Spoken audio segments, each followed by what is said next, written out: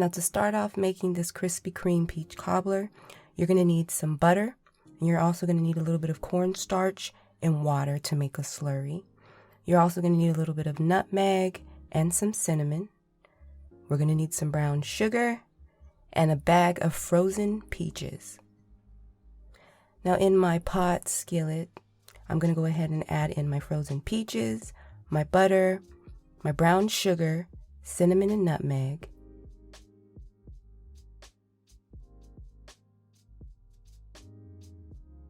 And we're going to let this cook down for about 10 minutes.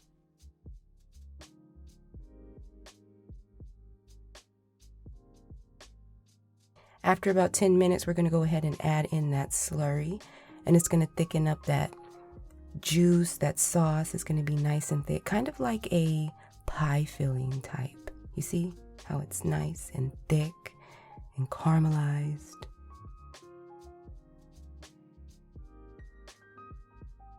We're going to go ahead and set that aside. Now for the custard part of this, you're going to take some heavy whipping cream, some evaporated milk, 1 egg, and some brown sugar. And you're going to mix those ingredients up in a big bowl. I was looking for something a little different, you guys, and I came across this recipe. The instructions weren't too clear. A lot of the instructions were off, like the baking time, the degrees, and all that. So bear with me. I just wanted to see how it would come out. So this is the first time I'm making this. But you're going to beat your custard together and you're going to set it aside. Now here I have a dozen of donuts. Yes, my son ate one, which I was heated. You're going to go ahead and chop your donuts into pieces, and you're going to add them to that big bowl of custard.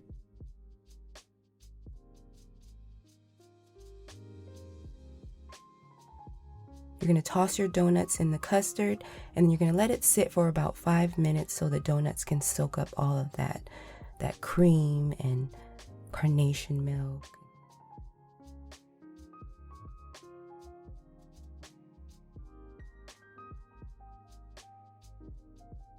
So here's my baking dish. I went ahead and greased it with a little bit of butter. I'm going to go ahead and add my peaches to the bottom of the baking pan, and then I'm going to take my custardy donuts and I'm going to add them on top.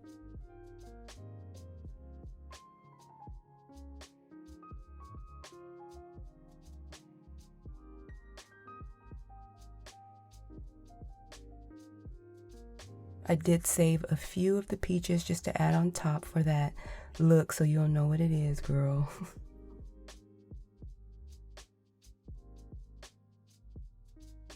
So now we're going to pop this in the oven at 400 degrees for about 20 to 30 minutes. You guys, you're going to have to watch it. The instructions were so unclear, so I was like all over the place with this.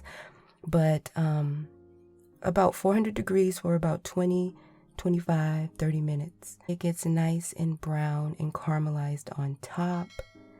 I may have left mine in a little bit too long. Like I said, this is the first time making it. But as you can see underneath, there's all that sauce and those peaches. It's crispy and crumbly on top. You guys, this was a really good recipe. It was something different.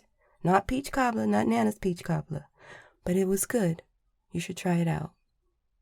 Yum.